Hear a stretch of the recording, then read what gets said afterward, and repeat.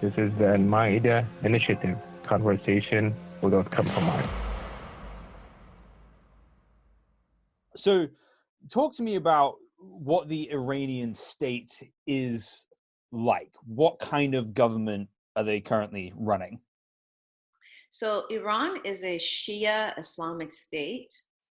Um, the Islamic State was incepted um, to glorify the true Islam and to advance Islam throughout the world, right? Um, and Iran is a police state, so Islam is every part of your life. You know, when you go to school, um, you learn the Quran, you learn the tenets of Islam. When you're at work, when you're, you know, it's there. It's in every aspect of your life, and so there's no freedom of speech. There's no freedom to assemble. There's no freedom to bear arms. There's no freedom to insult the supreme leader. So the supreme leader is like equal to God, right? He's all powerful, all knowing. And then there's the guardian council. There's 12 imams that sort of, I don't know what their role is, but they're kind of like the ones that are the wise and all knowing. And then there's the president, which has no power. He's the puppet of these guys up here. They have the Revolutionary Guard, which is they're sort of the guys who protect the revolution. And then there's the Quds Force, that their activities are clandestine, right? They operate outside of Iran in other countries like Lebanon and Yemen, Syria, Iraq. Women have no rights. Women have half the rights of men. Women cannot, they can't go out in public without covering their hair. Although since 79, and the inception of the Islamic Republic, you know, the way that women have covered has become, I mean, in school you cannot show a single strand of your hair at all. But in public, you know, some women are less conservative. And in the last 2 years, there's been a movement called My Stealthy Freedom and White Wednesdays, where that was initiated by a fellow activist called Masih Ali-Nejad.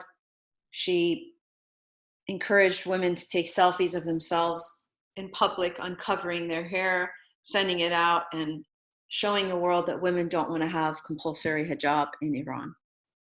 And so that movement kind of started this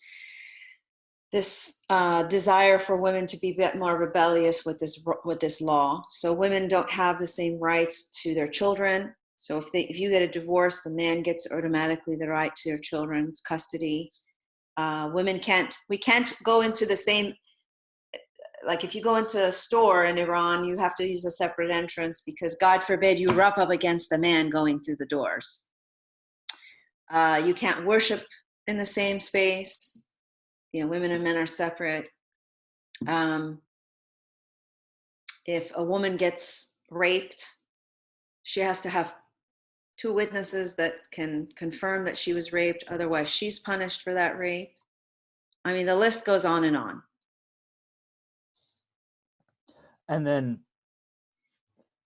talking about how this is kind of propped up, I was talking to an Iranian pastor friend of mine here in Seattle about Soleimani's assassination.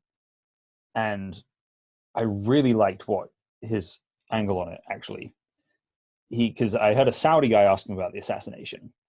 And he had this just kind of amazingly biblical answer. He says, the world is a better place now that that man is dead. No doubt about it. But it's not as good of a world as it could have been if he'd repented and trusted Jesus. I just love that. But the thread here is he was saying that he had Iranian Christian friends, pastor friends in Iran, who are forced by the government to go and be part of the funeral procession for Soleimani.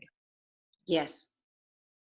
And so how much of when there's kind of a big sort of state event, or there's a funeral for someone like this, how much of that is genuine sentiment in the country? Because there must be some, and how much of it is just completely staged?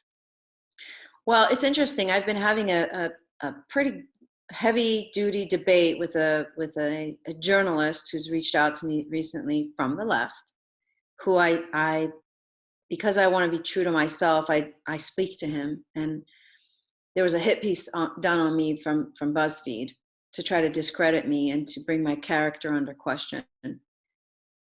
We've been discussing this exact topic. He is suggesting that my analysis of Qasem Soleimani was incorrect because of a poll that was done by the University of Maryland that suggests that Qasem Soleimani was much more popular than we'd like to believe.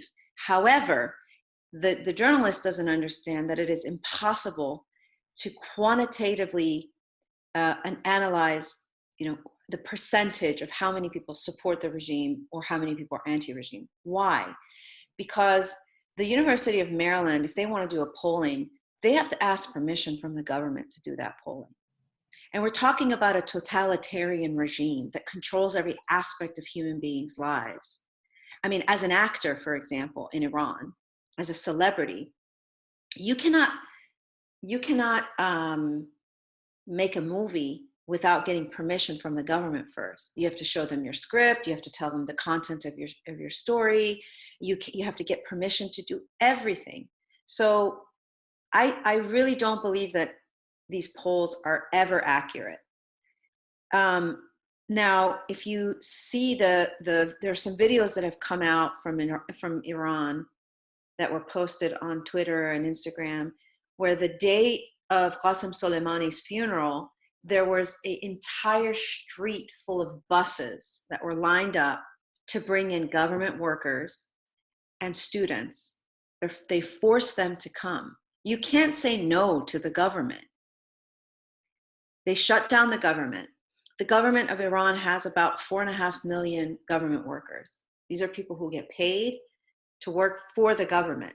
So if the government is shut down, universities are shut down, and buses come in and line up and tell you, get on the bus, you don't get to say, no, I'm taking a sick day. You go. And then they also go to rural areas where people are really poor, and they promise them food and favors and, benefits that they would love to have because the economy is plummeting. It's awful. I can't give you an exact number. I was challenged by this reporter, because he says, I can't understand how you would say there's a 90-10. I believe that 90% of the population in Iran is anti-government, anti-Qasem Soleimani, and 10% are still pro-regime because their hand is still in the same bowl.